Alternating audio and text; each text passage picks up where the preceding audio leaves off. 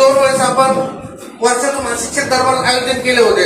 आता या वर्षीचा फक्त हा पहिला शिक्षक दरबार आहे.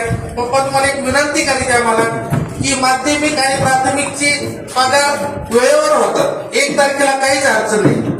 पण गेल्या मे पासून प्राथमिकचे जे शिक्षक सेवानिवृत्त झाले त्यांचा जीपीएफचा हप्ता आणखी मिळालेला नाही. तर त्याची तुम्ही नोंद घ्यावी. आणि एवढं बोलून माझ्या भाषण संपवतो. शिक्षक दरबाराच्या निमित्तानं व्यासपीठावरती उपस्थित असलेले आपल्या विभागाचे शिक्षण उपसंचालक श्रीमान दातकर साहेब, आपल्या माध्यमिकच्या शिक्षण अधिकारी, त्याचबरोबर प्राथमिकचा पण अधिकचा पदभार, कारण प्राथमिकचे शिक्षण अधिकारी नव्यानं रुजू झाले, परंतु त्यांची आता UPSCची परीक्षा असल्यामुळं परत ते रजेवर जाणार. प्रत्येक फॉर्मॅलिटी म्हणून ते रुजू व्हायला आलेले आहे. ते आपल्या लाटकर मॅडम, शाळेचे प्राचार्य सन्माननीय कांबळे सर, आपले उपशिक्षण अधिकारी श्री सोळुंकेजी, श्री माय मॅडम, ज्यांना नुकतीच PhD मिळालेली आहे, ते मेत्रे मॅडम, पालवे सर, सावंतजी, सातवजी, सर्वांचीच नाव घेतात की ते सर्वच आपले शिक्षण विभागातील अधिकारी, सर्व उपस्थित असलेले सर्व विविध संघटनांचे पदाधिकारी, मुख्याध्यापक संघ आहे, मुक्ता संघटना आहे, उर्दू संघटना आहे, प्राथमिक शिक्षक संघटना आहे, सर्वच उपस्थित असलेले सर्व पदाधिकारी, शिक्षक बंधू भगिनी, कर्मचारी, पत्रकार मित्र आणि राष्ट्रवादी शिक्षक संघाचे माध्यमिकचे अध्यक्ष श्री प्रदीप विखे सर, प्राथमिकचे अध्यक्ष MM खुटे सर, महिलांचे अध्यक्ष डांगे मॅडम, माहेल सर आणि सर्वच उपस्थित असलेले सहकारी बांधव, सूत्रसंचलन करणारे जडीदार सर. खरं म्हणजे महाराष्ट्रामध्ये शिक्षक आणि पदवीधर आमदार जे आपल्या महसूल विभागाने आहेत, त्या 6 महसूल विभागामध्ये महाराष्ट्रात सगळ्यात मोठा आपला मराठवाडा हा महसूल विभाग आहे. जवळपास 8 जिल्हे आणि 78 तालुके अशा विस्तीर्ण भागामध्ये आपला हा मराठवाडा विभाग आहे. नांदेड जिल्हा आता 2 जिल्ह्याचा आहे, 17 तालुके त्या जिल्ह्यामध्ये आहेत. आणि मग एवढ्या मोठ्या मतदारसंघामध्ये माझ्या हिंगोलीच्या शिक्षकाला असेल, माझ्या किनवटच्या शिक्षकाला असेल, त्याच्या कामासाठी माझ्यापर्यंत यायचं म्हणलं तर त्याचे 500-1000 रुपये खिशातून खर्च होऊ शकतात. आणि म्हणून आपण आमदार झाल्यापासून आमदार आपल्या दारी ही संकल्पना राबवली. आणि मग दर 2 महिन्यांनी मराठवाड्याच्या 8 जिल्ह्याच्या ठिकाणी जाऊन संबंधित शिक्षण अधिकाऱ्यांना सोबत घेऊन जे काही जिल्हा पातळीवरचे आपले प्रश्न असतात ते मार्गी लावण्याचं काम आपण या माध्यमातून त्या ठिकाणी करतोय. मध्यंतरीच्या काळामध्ये आपल्याकडे जिल्हा परिषदच्या निवडणुका होत्या, महानगरपालिकेची निवडणूक होती, नगरपालिकांच्या निवडणुका होत्या, नंतर विधान परिषदेच्या निवडणुका होत्या. त्यामुळे ही वेगवेगळी आचारसंहिता वेगवेगळी असल्यामुळं हा दरबार आपल्याला त्या ठिकाणी घेता आलेला नव्हता. आणि म्हणून साठी आता तुम्ही सुरू केला आहे. परवालाच धाराशिव असेल, बीड असेल, लातूर असेल, त्या ठिकाणी जालना असेल, आज आपल्या इथं असेल, पुन्हा परभणी, हिंगोली असेल, या पद्धतीने मी दरबार घेण्याचं काम त्या ठिकाणी करतोय. उद्देश एकच असतो की प्रत्येकाला काय माझ्यापर्यंत पोहोचता येत नाही, परंतु आमदार कुठं आहे हे म्हणण्यापेक्षा मी तुमच्या दारामध्ये आहे, तुम्ही या, तुमच्या काही अडचणी असतील ते सांगा, मी सोडवण्याचं काम त्या ठिकाणी करतोय. आणि मग त्या माध्यमातून हा दरबार या ठिकाणी संपन्न होतोय. राज्यस्तरीय प्रश्नासाठी आपण सातत्यानं शासन दरबारी वेळोवेळी पाठपुरावा करतोय. इथं या ठिकाणी शिवराम मस्के आहेत.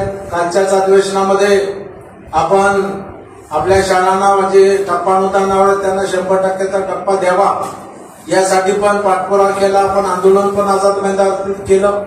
आणि पहिल्यांदा या आंदोलनाचं यश म्हणजे एकदा नाही तर 2दा शिक्षण मंत्र्यांना आझाद मैदानावरती यावं लागलं, आपलं म्हणणं ऐकावं लागलं. आणि शेवटी माननीय मुख्यमंत्री महोदयांनी मध्यस्थी केली आणि त्यांनी सांगितलं की सध्या थोडं दुष्काळाचं सावट राज्यावरती आहे, अल निनोचा प्रभाव आहे, काय होईल माहित नाही, त्यामुळे आपण हे काम आपल्याला करायचंच, परंतु थोडं थांबा, धीर धरा, येणाऱ्या अर्थसंकल्पीय अधिवेशनात त्याचा आम्ही निर्णय करू, असं आश्वासन माननीय मुख्यमंत्री महोदयांनी दिल्यामुळं आपलं आंदोलन त्या ठिकाणी मागे झालं. परंतु त्याच्याही पूर्वी आमचा प्रयत्न आहे की नागपूर अधिवेशनामध्ये याच्यामधून मार्ग निघावा, यासाठी पण आम्ही त्या ठिकाणी प्रयत्न करतोय. जे काही शेवटच्या वर्गातील पटसंख्येमुळे काही शाळा अजून अनुदानापासून वंचित आहेत, काही शाळा पात्र होऊन पण त्या घोषित होऊ शकलेल्या नाहीत, अशा पण शाळा आहेत, काही वर्ग तुकडे आहेत, काही ज्युनियर कॉलेज आहेत, आणि म्हणून ज्यांचा कायम शब्द काढलाय, ज्या पात्र होऊ शकतात त्यांना सुद्धा सगळ्यांना एक संधी द्यावी आणि त्यांना पण अनुदानावर यावं, यासाठी पण आपण प्रयत्न करतोय. आणि म्हणून 1 आणि 2 एप्रिलला जो काही शासनाने आदेश काढला तो पण रद्द करावा आणि या पण राहिलेल्या सगळ्या शाळांना अनुदान द्यावं, ही पण भूमिका शासनाकडे आपण मांडलेली आहे. त्याही अनुषंगाने आपला प्रयत्न चालू आहे. त्यामुळं माननीय शिक्षण मंत्री दादा भुसे साहेबांनी सभागृहात आम्हाला आश्वासन दिलं होतं की याच्यावरती आम्ही बैठक घेऊ, तेव्हा ती बैठक सुद्धा होईल, त्यासाठी पण आमचा पाठपुरावा सुरू आहे. काल परवा जरा व्हॉट्सअपवर पोस्ट फिरत होती की उद्या 11 वाजता बैठक होणार आहे आणि माझं खाली नाव होतं, अशा प्रकारची कुठली पोस्ट, कारण मी माझी पोस्ट माझ्या अधिकृत अकाउंटवरून जात असते, परंतु अशी कुठली पोस्ट नव्हती किंवा कुठली मीटिंग नव्हती, त्याच्यामुळे काही जणांचा गैरसमज झाला. मलाही फोन आले, मी लगेच खुलासा त्यांना केला की बैठक अजून लागलेली नाही, तेव्हा ती बैठक सुद्धा होईल आणि त्याच्यामध्ये या सर्व शाळेतील शिक्षक कर्मचाऱ्यांना सुद्धा 100% वेतन अनुदान देणं, राहिलेल्यांना टप्पावार देणं, जे त्रुटी पूर्ण केला त्यांचा पण एक टप्पा राहिलाय तो पण टप्पा त्यांना त्या ठिकाणी देणं, याही बाबतीत आपण शासनाकडून निर्णय करून घ्यायचा प्रयत्न करतोय. आणि दुसरं महत्वाचं म्हणजे या सर्व शिक्षक कर्मचाऱ्यांना कुठलीही पेन्शन योजना लागू नाहीये आणि म्हणून साठी आपला प्रयत्न आहे की त्यांना सुद्धा 1982 ची जुनी पेन्शन योजना लागू झाली पाहिजे, यासाठी पण आग्रही भूमिका मांडण्याचं काम आपण शासनाकडे केलेलं आहे. आता जे काही आपला प्रश्न आहे, 1 नोव्हेंबर 5 पूर्वी सेवेत आलेले शिक्षक आहेत आणि त्यांची शाळा किंवा वर्ग तुकडी 1 नोव्हेंबर 5 नंतर 100% आली, अशानं सुद्धा जुनी पेन्शन योजना लागू करावी, यासाठी आपण सातत्याने प्रयत्न करतो. कालच्या सभागृहामध्ये सुद्धा आपण जे काय बोललो तो व्हिडिओ तुम्ही सगळ्यांनी पाहिला, पेपरमध्ये बातम्या पण वाचल्या, त्या अनुषंगानं सुद्धा आता ही जरी केस सुप्रीम कोर्टामध्ये असली तरी माननीय मुख्यमंत्री महोदयांनी त्याच्यामध्ये हस्तक्षेप करावा आणि शिक्षकांच्या बाजूने निर्णय घ्यावा, आपण प्रयत्न त्या ठिकाणी आपला चालू आहे. तेव्हा त्याला सुद्धा ईश्वर येईल देव अशीच प्रार्थना या निमित्तानं मी या ठिकाणी करेन, कारण पेन्शन ही आमच्या म्हातारपणीचा आधार आहे, ती म्हातारपणीची आमची काठी आहे आणि म्हणून साठी आम्हाला जुनी पेन्शन योजना लागू झाली पाहिजे, यासाठी पण आपण पाठपुरावा त्या ठिकाणी करतोय. कारण म्हणजे दोन्ही वेतन पथकाचे अधीक्षक इथं आहेत, त्यांनाही माझं सांगणं आहे की आपल्याकडे आता शासनानं स्पष्ट केलेलं आहे, 1 नोव्हेंबर 5 नंतर जो कोणी लागलाय तो डीसीपीएस म्हणजे नवीन अंशदायी आहे पेन्शन योजनेमध्ये, आणि आता डीसीपीएसचं रूपांतर आपण एनपीएस मध्ये केलेलं आहे, तेव्हा त्यांना ते लागू आहे. त्याच्यामुळं काही ठिकाणी जो नंतर लागला त्याचे पण खाते उघडलेले नाहीत, परंतु कुठल्याही न्यायालयाचा याला स्थगिती नाहीये. त्यामुळे तुमचं काम आहे, कारण तुम्ही डिस्बर्समेंट अधिकारी आहात शिक्षण अधिकाऱ्याच्या माध्यमातून, तेव्हा तुम्ही वेतन अदा करताय, तेव्हा तुमच्याकडे वेतन घेणारे जेवढे खातेदार असतील ते 1 नोव्हेंबर 5 पूर्वीचे आहेत त्यांचे तर खाते आहेतच, म्हणजे 1 नोव्हेंबर 5 नंतर लागलेले आहेत. मग कुणी तुम्हाला सांगितलंय कामा नाही, आमची कोर्टात केस आहे, आमचं खातं उघडू नका, तर ते चुकीचं आहे. असं कुणीही सांगितलेलं असलं तरी तुम्ही ऐकायचं की नाही तुम्ही ठरवलं पाहिजे, परंतु त्याला कुठलीही कोर्टाची स्थगिती नाहीये, त्याच्यामुळे तुम्ही त्यांचं खातं उघडलं पाहिजे आणि त्यांच्या खात्यावर त्यांची जी काही पुंजी आहे ती टाकली पाहिजे. नसता होतं काय की 10-15 वर्ष सर्व्हिस करून सुद्धा आपण पाहतो रोज घटना होतात, कोणीतरी प्रवास करतो ऍक्सिडेंट होतो, पुन्हा तरी अटॅक येतो, कुणी शिक्षकांचा जातोय आणि मग त्याच्या घरी मी गेलो आणि 7 फूट केलं, तर माझा पहिला प्रश्न असतो की पेन्शन पेपर दाखल केले का, आणि मग ते उत्तर देतात की नाही सर ते आमचे कपातच नव्हती आणि ते आम्ही थांबलोच होतो, अकाउंटच उघडलं नव्हतं. म्हणजे जी काही सर्व्हिस झाली तेवढी तरी पुंजी किंवा त्याच्या कुटुंबाला आधार म्हणून मिळू शकते आणि म्हणून साठी ते अकाउंट सुरू ठेवलं पाहिजे, म्हणून साठी ती कपात केली पाहिजे. निर्णय होईल तेव्हा तो सगळ्या लागू होणार. निर्णय काही कोर्टात गेले तेवढ्यालाच होईल असं नाहीये. निर्णय हा सगळ्यांसाठी लागू होणार आहे, त्याच्यामुळे कोणासाठी थांबायची गरज नाही. त्यामुळे तुम्हाला दोघांना माझी सूचना आहे, तुम्ही परत एकदा तपासा.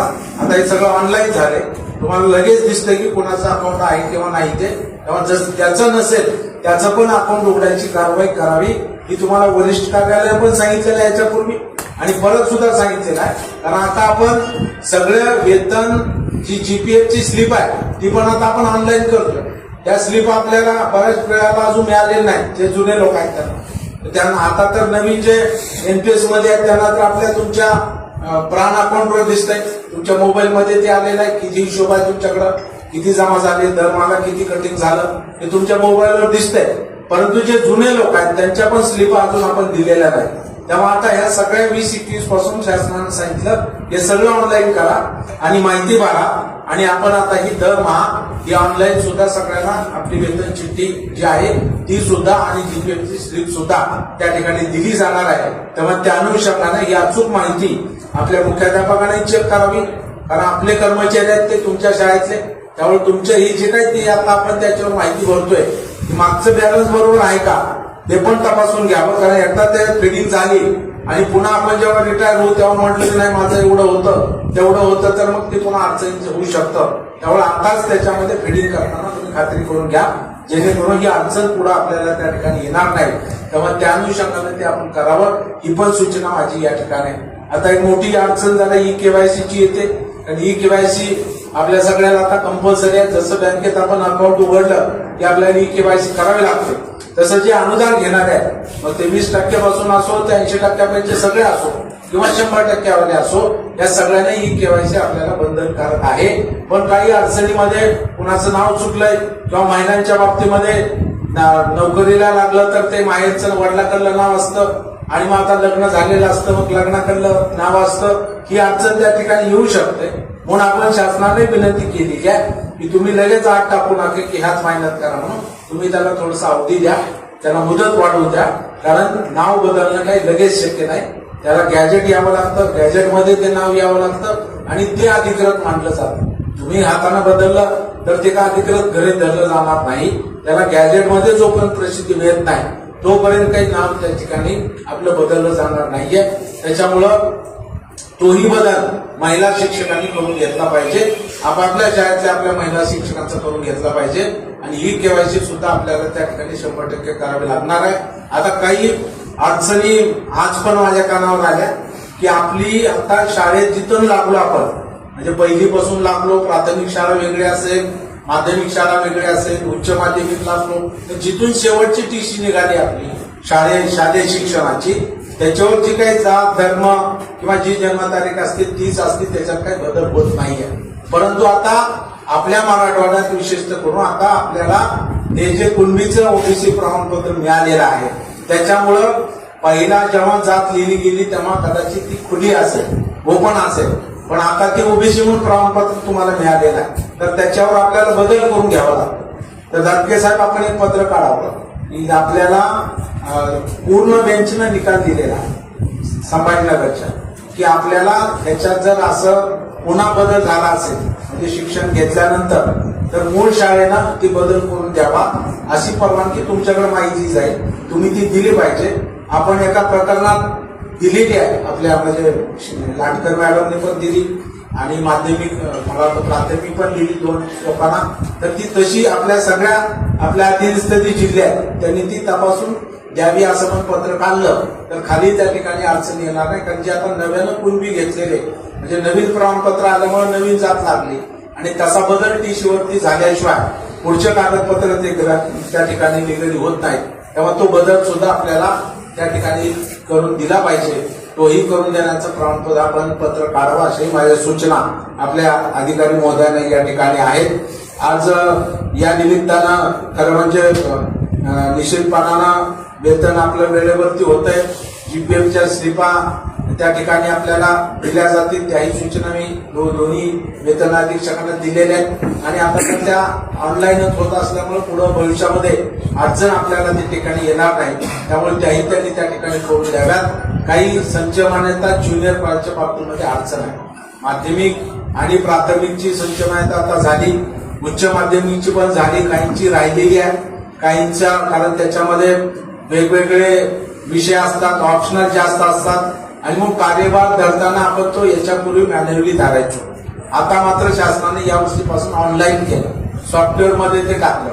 त्याच्यामुळे अनेक ठिकाणी पूर्ण वेळ शिक्षक असून सुद्धा काही तासिकावरती आले, काही ठिकाणी अतिरिक्त व्हायचं प्रमाण पण वाढलेलं आहे. त्याही बाबतीत मी उपसंचालक महोदयांना 2-3 वेळेस फोनवर बोललो की जेवढं शक्य होतं तुमच्या लेवलला दुरुस्त करायचा अधिकार तुम्हाला दिलेला आहे.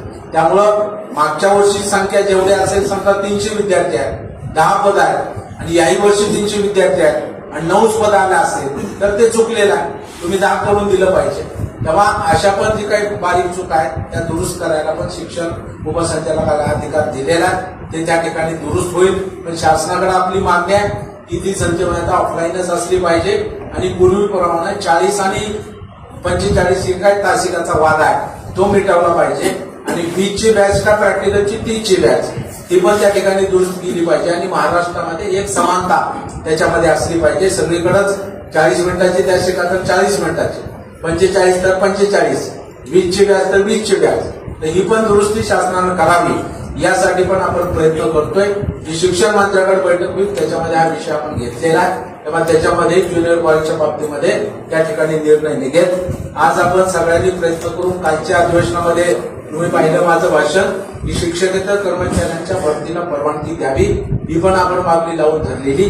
त्याच्यामध्ये याच्यापूर्वी सुद्धा काही तेव्हा बंदी नव्हती. बंदी कधी आली 28/5/25 पण त्याच्यापूर्वी जेव्हा बंदी नव्हती तेव्हा काही शिक्षण अधिकाऱ्यांनी संस्थाचालकांनी रीतसर परवानगी घेऊन जे काही जागा भरलेल्या होत्या, लिपिक असेल किंवा ग्रंथपाल असेल, त्यांना शाला कायदी द्यायचा राहिलेला आहे. त्याच्यामुळं आता ज्यांना काही शिक्षण अधिकाऱ्यांनी मान्यता पण दिली पण शाळा काढली नाही. अशा आपल्याकडे किती केसेस आहेत त्या बघून मला वाटतं त्याचा निर्णय आपण मागितलाय ना वरतून, अजून आलेला नाही. तर त्याही बाबतीत आपण क्लेरिफिकेशन शासनाकडून घेतोय की बाबा ह्या पूर्वीची भरती आहे, ही 28/5 पूर्वीची भरती आहे, त्यामुळे त्याला निर्णय दिला पाहिजे. त्यामुळे तो पण प्रयत्न आपण करतोय. आता नव्यानं पद भरायचं या बाबतीत ही सविस्तर ज्यामध्ये सगळ्या इत्यंभूत सूचना दिलेल्या आहेत.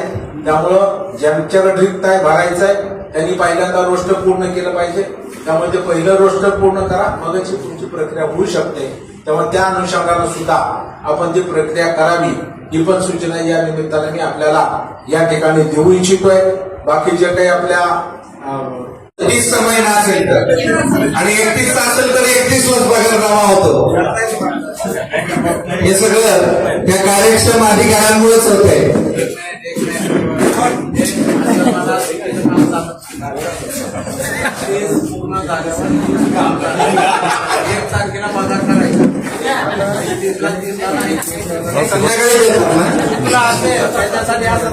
बरोबर एकलंच करायचं.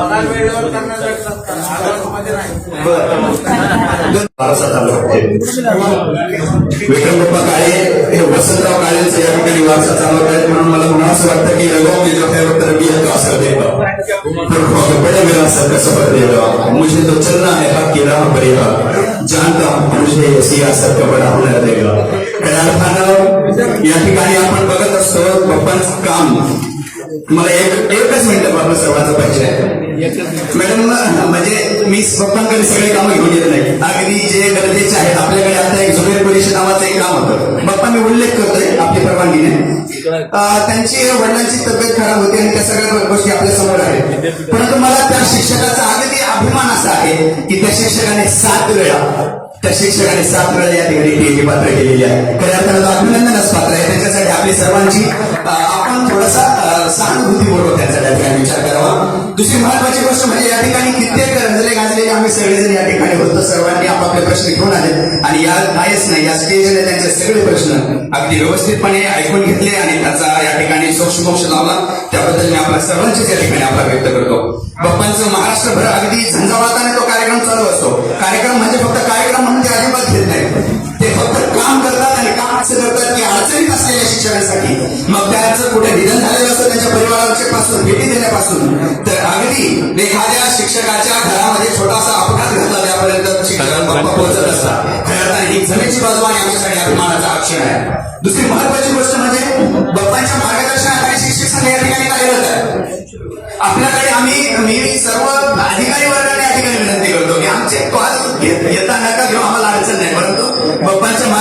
झालेलं काम हे अगदी अडचणीचं आणि खरोखर गरजेचं असतं त्याकडे आपण या ठिकाणी